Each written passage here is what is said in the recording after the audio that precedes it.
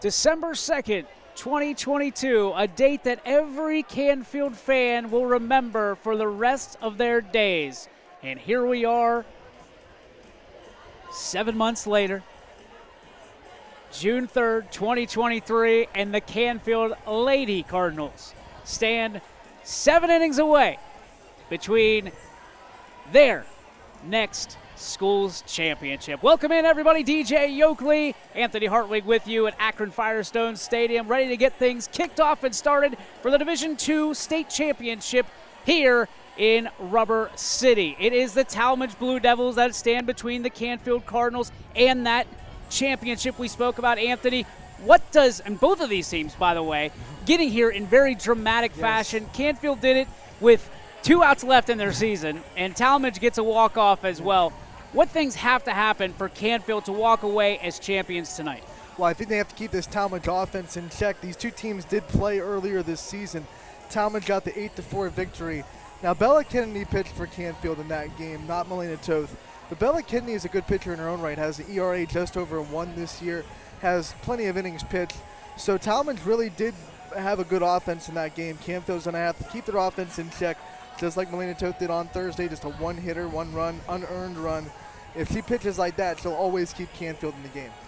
So you look at Canfield, they come into the game 24-2 overall with 2 ties on their record as well. Then you look at Tallmadge, 25-8. The records don't necessarily do justice to what these two teams have come to know in their lineup 1 through 9. We'll get to the starting lineups in just a moment, but Anthony, when you look at this 1 through 9, it's strength versus strength. There are no weaknesses in either lineup. No, there's not, and Tallmadge is a little bit more powerful than Canfield. Canfield really relies on get on, get over, and get in. We saw that on Thursday with Gianna Panunzio getting an infield single, stealing third, and then coming in on a wild pitch. Nothing beats that speed. Tallmadge a little bit more extra base hits. They like to go gap to gap, get those doubles, get those home runs. And they're just a little bit more of a power-driven offense. Sunny skies and about 85 degrees here in Akron. No rain in the forecast, according to our friends at Storm Tracker 21. The Canfield Cardinals will be the home team with their red tops with black sleeves, black bottoms, and visors across the board, including Coach Kernan, who got the rally visor out in that 7th inning just days ago. On Tallmadge's side, it's going to be white tops with pinstripes with blue bottoms. Their school colors blue and gold, of course, and they will be the visiting team here today. Home field advantage, technically, to being the home team in the dugout? Yes, no? Especially late in the game. I think we saw that in Thursday. Canfield had the advantage of no matter what Steubenville did in the top of the 7th, they would have an at-bat to go. And if that game went into extras, then no matter what Steubenville did in the top of the 8th or the 9th or whatever, Canfield would have an opportunity to answer. So late in the game, home team has a lot of advantage. Early, though, I think you can have a little bit of advantage of being the away team, setting the tone on offense first inning. Your starting lineups brought to you today by Greenwood Chevrolet in Austintown. Thanks to Mr. Greenwood and all the folks over at Greenwood Chevrolet for making things possible for us to do this game for you at absolutely no cost. Starting for Tallmadge, it's the leadoff hitter, the catcher, Lexi Gray. She's a junior, followed by the right fielder. That is Layla Stazak, the sophomore. Jocelyn Caffel will be the senior, batting third at first base. The left fielder is going to be Marley Queen, another senior. So back-to-back seniors, 3-4 in the lineup. We'll see how that comes to play later on in this ball game. The 5 spot is the DP. It's Katie Huth, the sophomore, followed by the second baseman, Emma Garbinski, another senior for this Tallmadge squad. Ashlyn Severns, a junior, will be batting in the 7th slot. Mia Zappola will be a junior, batting in the 8th spot in center field, and rounding out the bunch is the third baseman, Sydney Bex, a junior.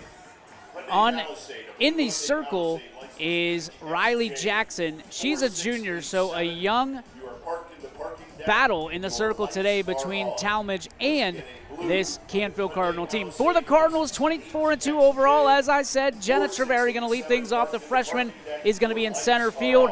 Third base, batting second, a hero from just 2 days ago, Gianna Panunzio, the senior, got things started and got things ended for the season of Steubenville, both offensively and defensively. In the 3 spot, it's going to be the leader in batting average in left field. It's Haley Freedy, the senior, again going back-to-back Batting cleanup the DP, it's going to be Faith Morrell. We don't have to say much about Faith because she's the one that got him here with that suicide squeeze the other day. Faith Morrell batting cleanup in the DP. The pitcher today and most days is going to be Milena Toth, the junior. She will be able to look in the 5 slot and give a taste to Tallmadge, their first time seeing her this year. Marina Koenig, the sophomore, will be at shortstop, followed by Leah Figueroa behind the dish, the freshman. Then it's the second baseman, Sydney Lutz, the sophomore, batting 8th, and rounding out the bunch is Bella Kennedy, the senior. Macy Kalina will be the junior at first base. She is being hit for. So again, and again, of course, Milena Toth in the circle. So again, Treveri, Panunzio, Freedy, Morrell, Toth, Koenig, Figueroa, Lutz, and Kennedy with Kalina in the field. Ladies and gentlemen, you don't have to wait too much longer. They're getting things started. We'll get the national anthem. But first, we're going to take a break and pay some bills. You will be able to listen to this entire game and the next game, Austintown Fitch, in their Division I championship right here on YSN. Today's Division II state final game. First, for the Tallmadge Blue Devils. Non-starters. Sophomore number 2, Lily Bond. As Comco celebrated 70 years in 2022, we have much to be thankful for. We are proud of the Comco culture as we serve our premier customer service, quality parts, and on-time delivery. The partnerships we have with our customers and our community are second to none. We thank you for your continued support. We are proud to be part of this community and will continue to offer great jobs for great people. 21 News delivers the news as it happens, using the latest technology from where it happens. Live here outside the Mahoney County. On air, online, Wednesday afternoon weather update. Very dangerous. and on the 21 News social media platforms. I'm on the road right now. 21 News, the Valley's only locally owned source for trusted news since 1953.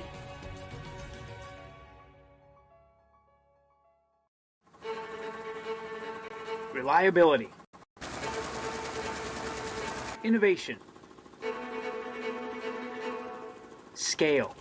These 3 values are those we look forward to in our business and in our team. If you're ready for a reliable employer who looks constantly to think outside the box in big ways, we're ready for you. Apply now. Help us push the envelope and deliver success. Envelope 1. Take that one. My old boss, he said I would be good at sales because I'm good with people and everything like that. So he offered me a job, and here I am. I have a lot of repeat customers, and referrals, and it's just nice seeing them with smiles on their faces when, they pick up their vehicles, them telling me how happy they are with the vehicles. So that's what keeps you going. I'm Jim Timko, and I've been at Greenwood Chevrolet for 20 years.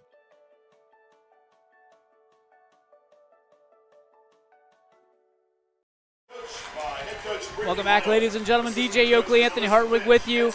We're going to turn it over to the public address announcer for the intros of the Canfield lineup as we brought to you in the public announcement of all the players for Canfield. Canfield Cardinals.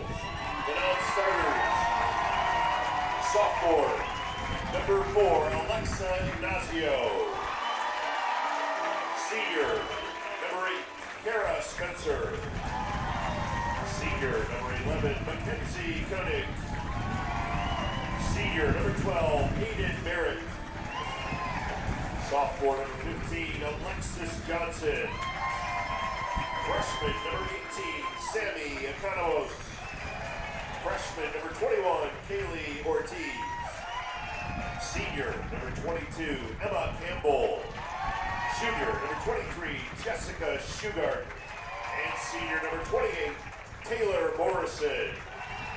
Now let's meet the starting lineup for the Canfield Cardinals. Leading off and playing center field, number 1, Jenna Treveri. Batting second, the third baseman, number 6, Gianna Panunzio. Hitting third and playing left field, number 2, Haley Freedy. Batting fourth, the designated player, number 20, Faith Morrell. Batting fifth, the pitcher, number 13, Melina Toth. Hitting and playing shortstop, number 5, Marina Koenig. Batting 7th and catching, number 27, Leah Figueroa. Hitting 8th, the second baseman, number 10, Sydney Lutz. And the first baseman, the right fielder, number 3, Bella Kennedy. And the flex player at first base, number 25, Macy Colinas.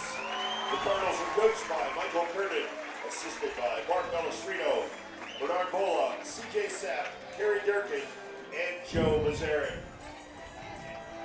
Ladies and gentlemen, the umpires for today's game are selected by a system approved by the OHSAA's Board of Directors that includes input from the softball coaches in Ohio. Today's umpires: behind the plate, Steve Hartman; at first base, Eric Steinhelper; at second base, Edwin Roberts Jr., and at third base, Daniel Otis. Ladies and gentlemen, at this time, we ask that you all please rise, and gentlemen, please remove your hats as we honor our veterans and our country with the playing and singing of our national anthem.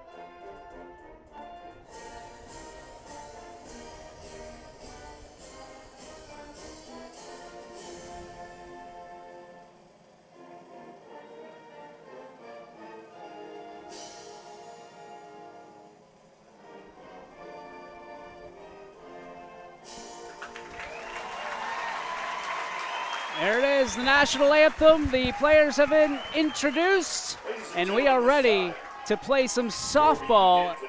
Looks like we're going to get another one of those races.